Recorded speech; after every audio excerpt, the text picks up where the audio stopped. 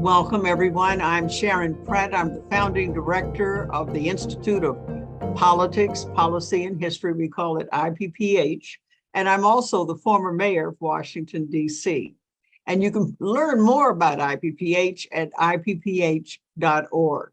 And we are truly thrilled that we have the perfect guest for our conversation today, and that is Professor Catherine Clinton. And she is quite the pioneering historian regarding women, American women, and the South and the Civil War, and also a recipient of the Guggenheim Award. Yes. She's got over 30 books focused particularly on American women, especially in the South, including Harriet Tubman. And our focus for today, Mary, and I'm going to say Mary Todd Lincoln. I've seen you talk about that, how we call her Mary Todd Lincoln. And so it's a real treat. And let me just also add as a preface that this series about defining Father's Legacy series is about those Americans who played such a pivotal role in Washington, D.C. becoming a significant metropolis. And clearly the catalyst for all of this was the Civil War. So not surprisingly, these three are Abraham Lincoln, Frederick Douglass, and Ulysses Grant. And today we're still talking about the president, who was the one who had to prosecute that war. And we also want to make certain that when we talk about these individuals, they're not monuments, but they're people. And in order to understand Abraham Lincoln, we need to understand people who were part of his life. And no one was more a part of his life than his wife, Mary Todd Lincoln. And we have the perfect guest to help us understand this individual. Thank you so much, Professor Clinton, for being here today. Thank you so much, Madam Mayor. It's a great pleasure to be able to discuss someone I've lived with for many years. It's been 15 years since my book was published, but I still feel that Mary Lincoln gets a bad rap from too many historians, and it's great to be able to talk about her, especially in relationship to these three gentlemen, because she did have a connection to all three of them. Of course, her closest connection was to Abraham Lincoln, but I also write in my book about the fact that she was someone who forged the reputation of Lincoln as an emancipator. She was someone who gave gifts to Frederick Douglass in the wake of her husband's death and assassination. And I don't think she ever really got over the role of Ulysses S. Grant, who she referred to as a butcher. She was not happy at all with his role, but she was a great support to her husband throughout those long, dark days of the Civil War. Well, yes, I also have the view that she's gotten a really bum rap, and nobody's one-dimensional. I mean, they really paint her as just this nutcase who is a source of consternation to Abraham Lincoln. What my question would be, let's begin with, what was her life like? She was a woman who was born to some privilege, a family of enslavers, and I gather a woman whose intelligence was nurtured to some extent. Could you give us a sense of her background? Yes, she was born into a bluegrass Kentucky family, and she had ambassadors and senators and governors all connected to her by blood. Her own father, indeed, was a slaveholder, but during her youth, her mother died at a young age, and she very much was raised by a grandmother. That grandmother happened to emancipate her slaves, as did the mother of her stepmother. So she was in a border state, in a state where slavery was a contentious issue. She grew up also someone who was used to the early marriage, which was quite common among Southern belles at that time. But she got 12 years of education in Madame Talleyrand's Academy in Lexington, Kentucky. And when her older sister went off to Illinois and married the son of the governor, she followed her there, as did another sister. And while she was there, she happened to encounter a young, strapping politician named Abraham Lincoln. Now, was she courted by, I thought I've read where she was courted by Stephen Douglas as well. Is that true? Well, Stephen Douglas was at many of the levees and parties she was at. And so Right. indeed, it makes a great story to say how well connected she was, that at the time of the 1860 election, she was married to one of the candidates. She had been romanced by another, and she was related to the Breckinridges as well. There was just one candidate who got the lowest number of votes, I might add, who was not connected to Mary Lincoln. So she was in an influential political family, and she loved politics, and she married at a relatively late date compared to the women of her cohort. But she was a good reader. She loved poetry. She loved politics. And she and Lincoln very much discussed many of the politics of the day. So what do you think? The impression one gets is that she was drawn to him because she saw his potential. Is that true? And would you say that he saw how she could enhance that potential? I was quite shocked when I was reading the local papers in Springfield for my biography, and I saw that Lincoln was being attacked as a blue stocking because he was married to a member of the Todd family. And Right. imagine, because of course marrying up was quite a great tradition in that era. We do have many politicians who are known as great fire eaters and Southerners, like James Henry Hammond, who proclaimed slavery as king, but he himself was from New Hampshire and married into a Southern family. So people accused Lincoln of that. But eventually his own politics came out. He gained confidence with his marriage to Mary because she did see him and spoke about him as a diamond in the rough and one that was to be polished. And that was what she spent much of her time and early marriage doing. She was incredibly ambitious for him. And she used to go to the gallery at the State House in Illinois to hear the speeches and observe him. She was indeed someone who was just entranced with A, her husband, and B, politics. No, she seemed to have been quite interested in politics from what I can discern. And he would have had to have somebody who was in a position to affirm, to have the audacity to seek the presidency, I would think. He's a man who's born in a log cabin, I mean, a literal log cabin with no floor, no window at one point. I mean, it really takes a leap of faith to think you could go from there to be president of the United States. And to me, she has to be that nexus. But do you think I'm giving her too much credit? Well, I think that the right to rise was something that was emerging in American politics at the time. But Lincoln really needed the support and the love that he'd been deprived of. His early life was so ramshackle and so rough. His father didn't approve of education. It was his stepmother who really nurtured that. Mary and Abe both lost their mothers at a young age, and her tenderness and her kindness was something. He always referred to her as mother, and I think that was very telling because she did nurture his talent. He also was a great orator, and all of his speeches he would practice by speaking them aloud. So it was said that their dinner table and their breakfast table was full of him orating and her gently urging him on. She would also urge him on to wear socks that matched, to not sprawl on the floor with the boys playing when politicians came to visit. And indeed, their home was well featured during the campaign. We today think of political campaigns in terms of running toward the convention and speech making. And it was quite a shock again to discover that even this great orator didn't speak from the time of his nomination until his election.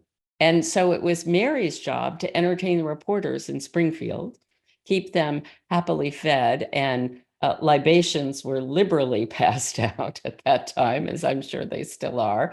But it was really Mary's charm and grace that won people over in person. However, in the press, I have to say, they were most unkind and attacked her. And when she first went to Washington, it was the niece of President Buchanan who said, she's awfully Western.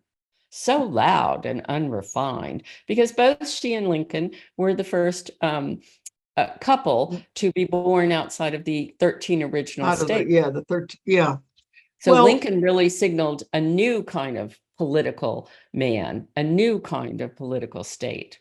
Well, from our vantage point, from what we're doing at IPPH, when we looked at the three uh, individuals who were pivotal to the capital being established in the South, they're all three of them are planters. They're all three men of privilege.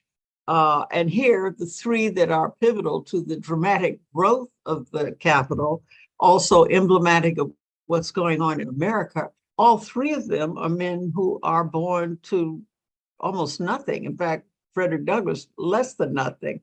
Ulysses S. Grant and, Abraham Lincoln, and all three of them seemingly, where I sit, married up in a way that was important. Yes. But what of the fact that they... Sorry, maybe I was go going to ahead. say maybe Grant and Lincoln forged that bond because both of them were men who married women who made such an important difference in their lives.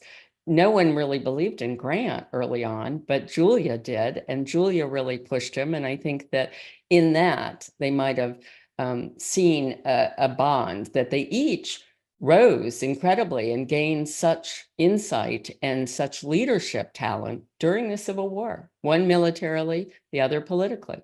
No, absolutely. And the same really for Frederick Douglass. He's enslaved. He marries a woman who's free.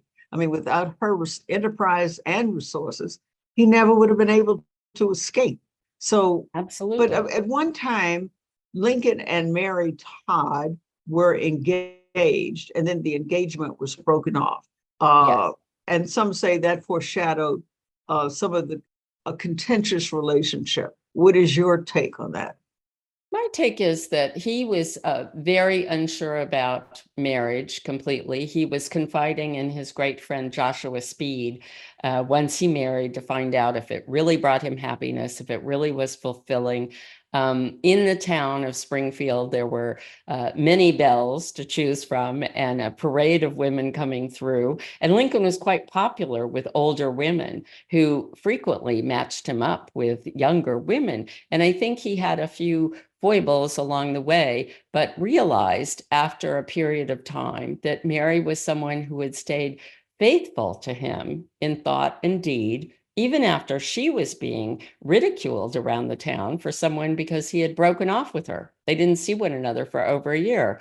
And then in November, he proposed and they were married within a few days. And that really, I think, got the gossips going. There are some who even suggest that perhaps she was pregnant, but we have no evidence of that. We know that a child was born 9 months later, which is very, very common in 19th century America. No, I did read that recently, that she had seduced her, and that's how she was able to secure that marriage. Well, she was the object of criticism. Is that she just did not have the finesse to work the opinion makers, the thought leaders of Washington, D.C., or was it that she just had a rambunctious personality? She was someone, I have to credit her with a tremendous temper and also the memory of an elephant, because she never forgave one of her bridesmaids whose husband went on, Lyman Trumbull, to become the senator over Lincoln. And she really blamed his wife.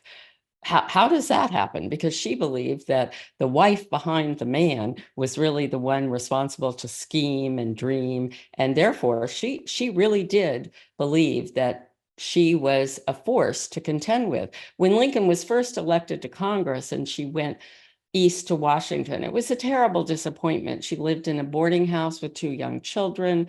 She couldn't socialize the way she wanted to. She only got to connect once with Dolly Todd Madison, who the Todd family liked to think connected her, that Todd name. But meanwhile, she was someone, I think, who could not always hold her tongue, could not always hold her temper, that she believed that she knew best. We have letters she wrote to politicians in New York during Lincoln's reelection where she tells them to burn the letter. And she also says that Lincoln is too soft on certain issues. And she had a very, very shall we say,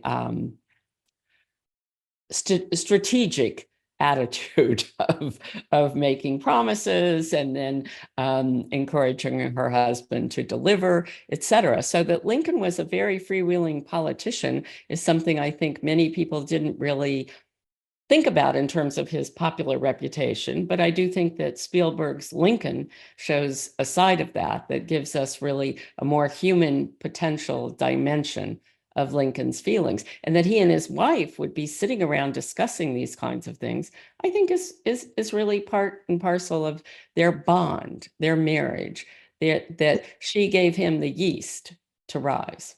Although, no, and I know you were a consultant to Spielberg's Lincoln, and I really liked Sally Field's amazing portrayal of Mary. I mean, it was more human, and it showed her strength and her frustration. How do you think Mary felt about his politics? I mean, here she is. You said her grandmother had manumitted her enslaved people, but she is from a part of the world that had been enslavers. I know he started out as a Whig, and she was close to Clay, was she not? Yes, very much so. And I would say that I think over the course of the war, her politics hardened, and women all across the nation were being divided. That is, their fathers might have been Confederates and their husbands might have been Unionists.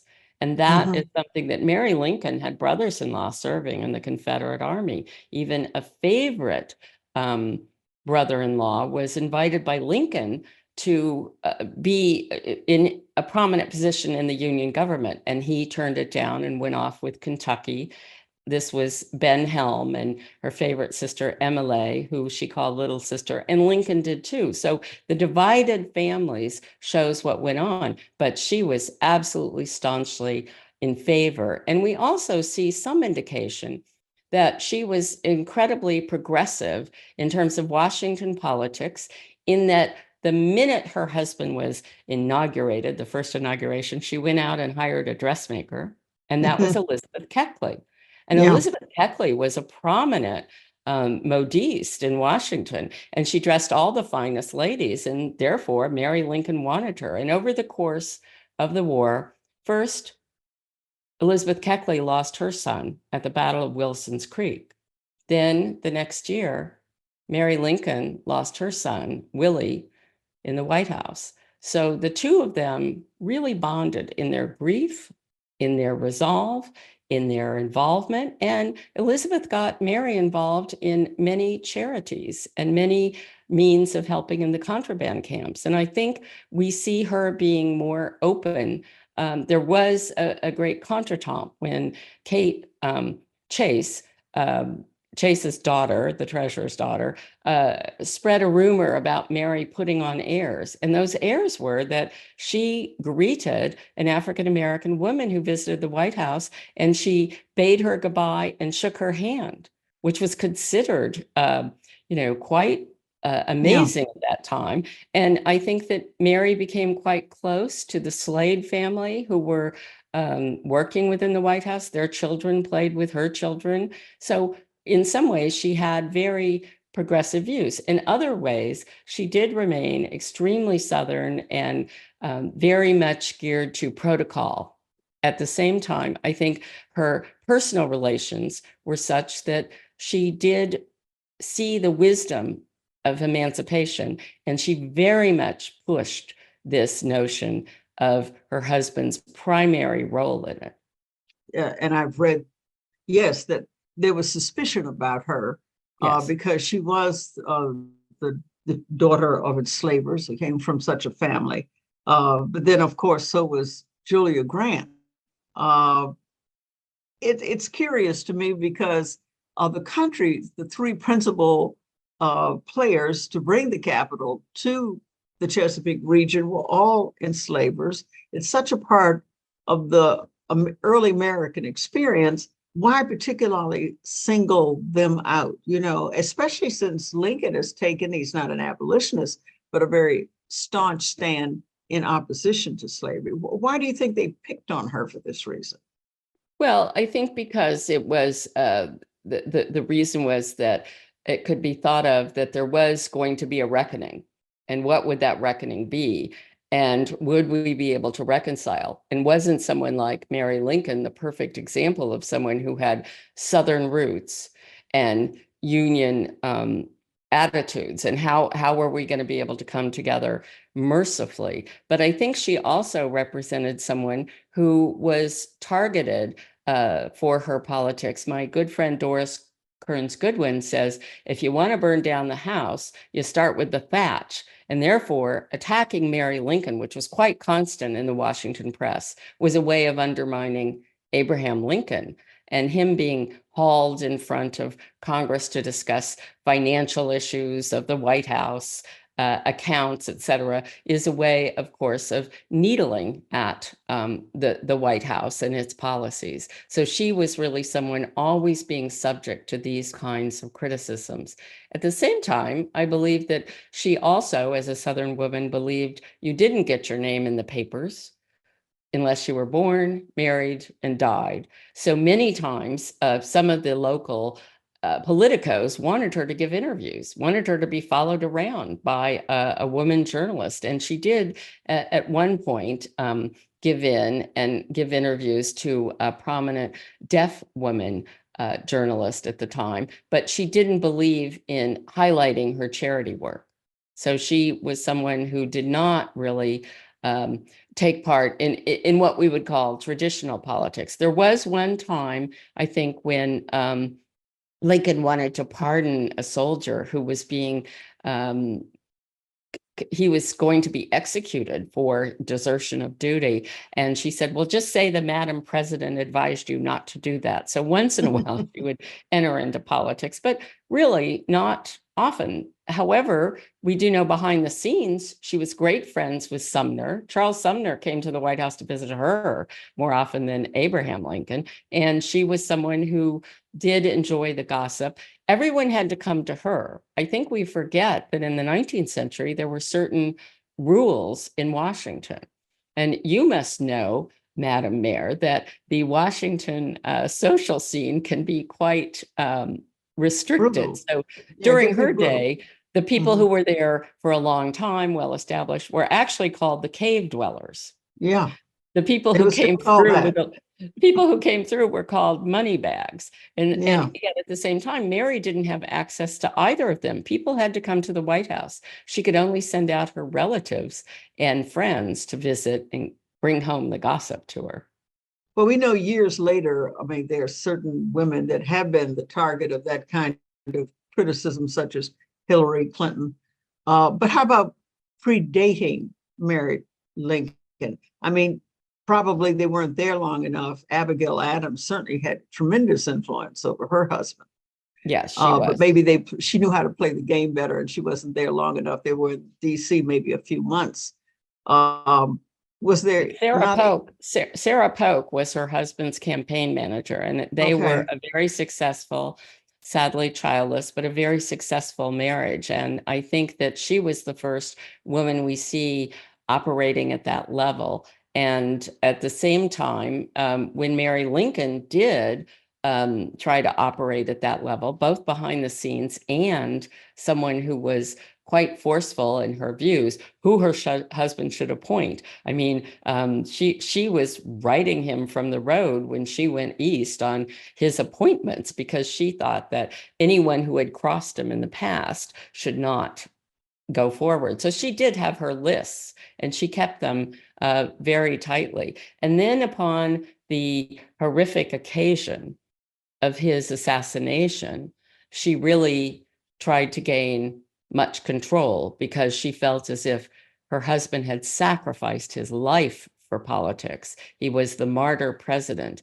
And as his widow, she would become first widow and take on that role. And that's when I think her reputation suffered the most, because she did assert again and again that he said and she supported the Emancipation Proclamation and the 13th Amendment were his greatest achievements.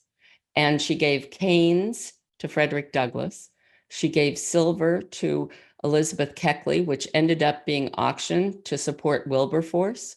So she really did try and tie her husband to the legacy of Black freedom. But people such as Jacqueline Kennedy somehow knew how to manipulate the moment. It was a different era, but television was playing a different kind of role. But you had a different kind of more dramatic communication for that period with the Civil War, with the telegraph, and so forth. That reflected. When you look back on it, you really realize how adept Jacqueline Kennedy was in establishing Camelot, this notion of Camelot. Absolutely. And ultimately, I mean, clearly Lincoln enjoys a semi-deity status in the hearts of American, but poor Mary suffers. Let me ask you about also when Willie dies at 11 years old, which was devastating for both Abraham Lincoln and apparently I think he stayed every Thursday, the Thursday when he died, he would isolate himself for a period of time. And she, of course, was inconsolable. What was intriguing for many of us is to discover that she turned to psychics. And I don't think she was unique in turning to psychics, but could you elaborate a little on that?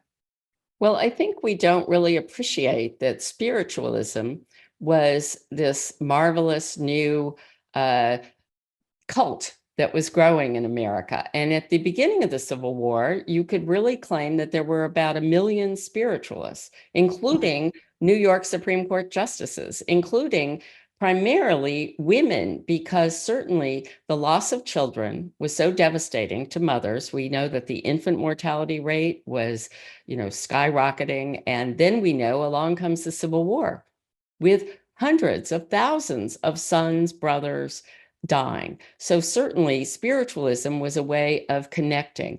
And I remember once when I was writing my Mary Lincoln and I was sitting abroad teaching in Ireland, and all at once I got a message, a DM from my son in Washington where he works. And I thought, oh my goodness, I'm connecting. How do I know I'm connecting? Remember, the telegraph was this great miracle of the 1850s. And so I think people believed that they could telegraph to the spiritual world by means of a seance or a spiritualist. So Mary Lincoln, in her grief and desperation, reached out in the summer of 1862, and there were society women who participated greatly in these. Mrs. Greeley, Horace Greeley's wife, and the Beecher sisters really did have a sense, although they might scorn it as fake. And indeed, Abraham Lincoln had to at one point enlist the head of the Smithsonian to investigate a rather shady character named Colchester that was coming around the White House. But in other ways, we see that a woman named Nellie Colburn was a kind of society doyenne who was able to call people to her Georgetown home and communicate with the dead. That was the notion. And when Emily Helm came to the White House after her husband had been killed and was a grieving widow, Mary confided to her that she'd been able to not only communicate with her dead son, Willie, but also her son, Eddie, who died years before, and her brother, Alex. And Emily, of course, became quite alarmed at what she felt was Mary's mental instability. And therefore, there were many rumors about her mental state during that period, which, of course, blew up in the post-war era when she was rightly judged incompetent by her son and put into an asylum for a period of a year. You think rightly? You think he was correct? He rightly claimed her incompetent. That is something I think we have to say. How he went about the kangaroo court of men and that he was unable to place her with a relative, but rather put her in an institution rather than a family home, which was quite common during that era. But I, in my book, trace a deterioration. And at the same time, a lot of her deterioration can be traced to other kinds of issues. I believe that she was somewhat overusing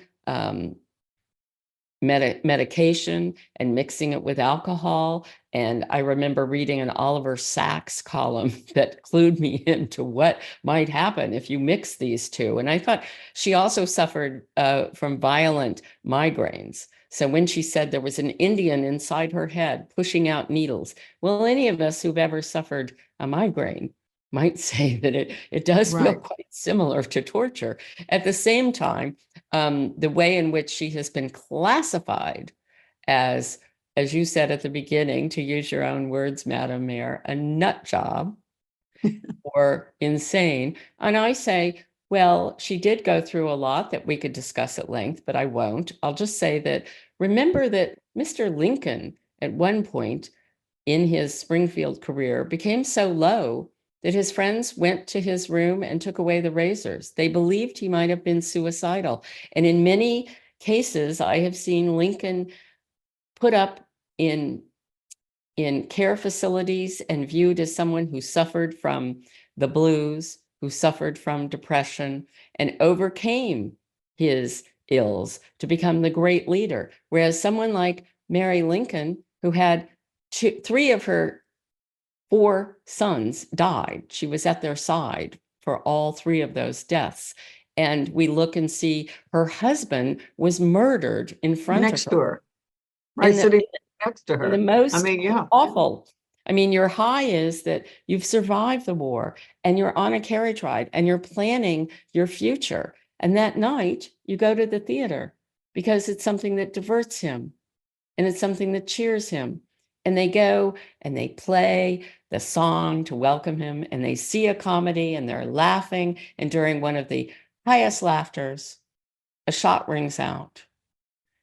His blood is splattered on her. He's taken across the street to die in a boarding house. All the men surround him, and she is not even allowed to be by his side, which in 19th century family maternal lore, women were to be there to help spirit their loved ones to the next world.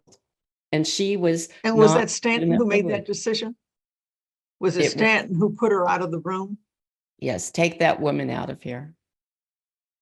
Why? But because she was too distraught. She was too hysterical, and there weren't enough people to really control her at that time. And he, of course, was looking at the fact that reports were coming in.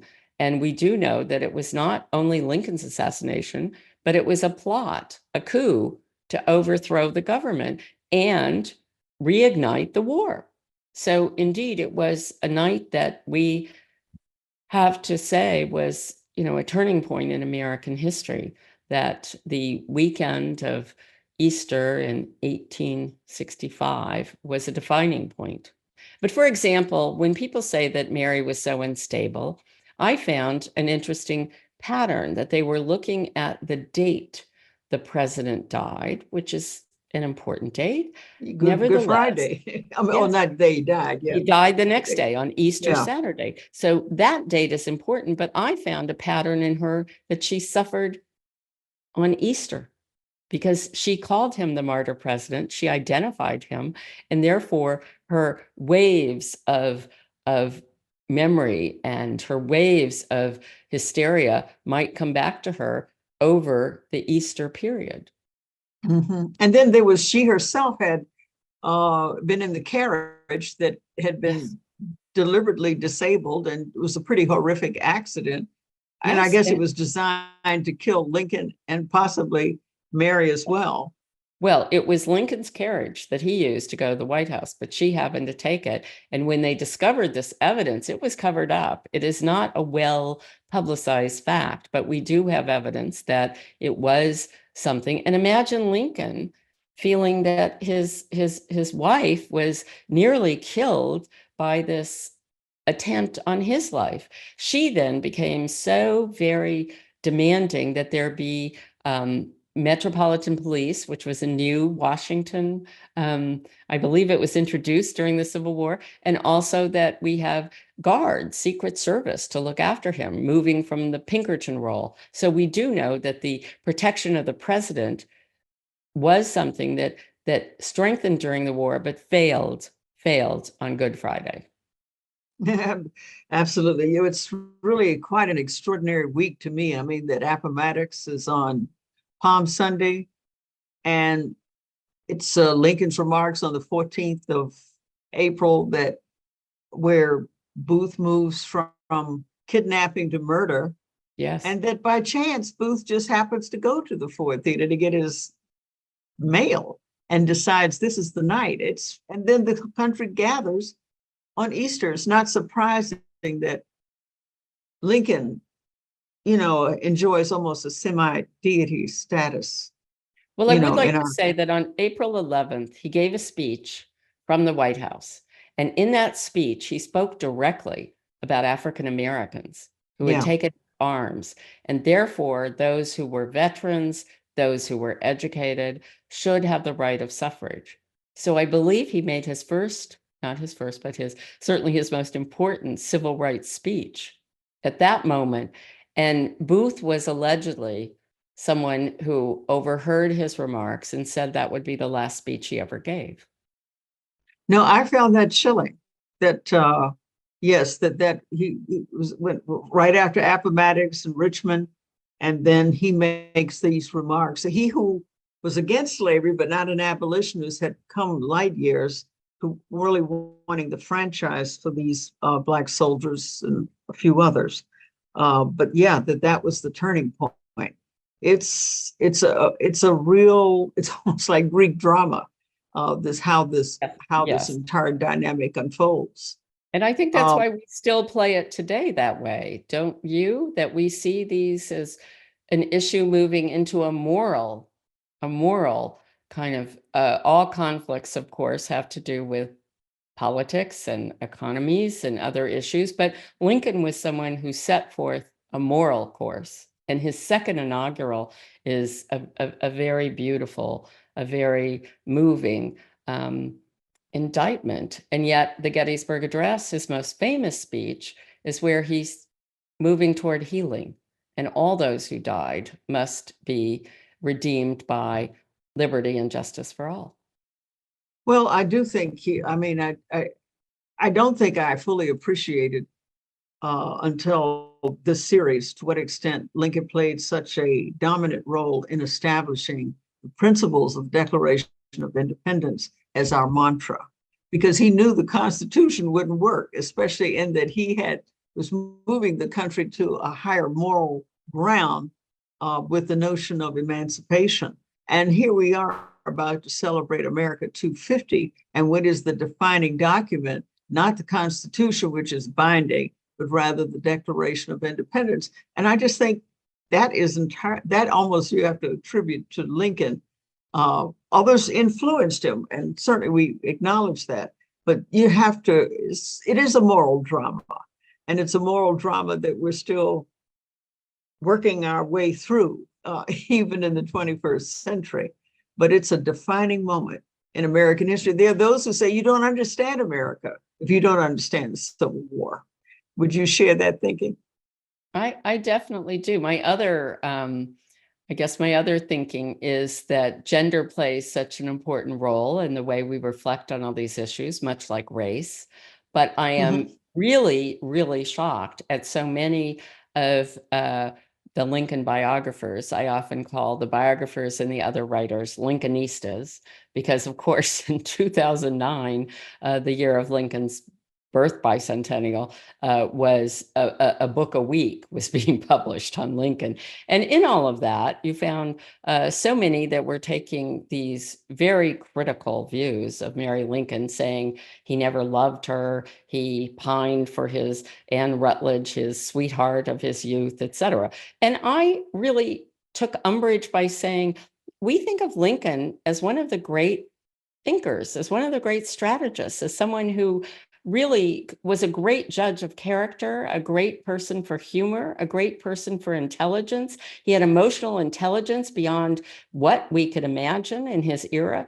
And yet we think that he was married to someone who was not lovable, who was not a companion, who was not a beloved, who he didn't share so many values with.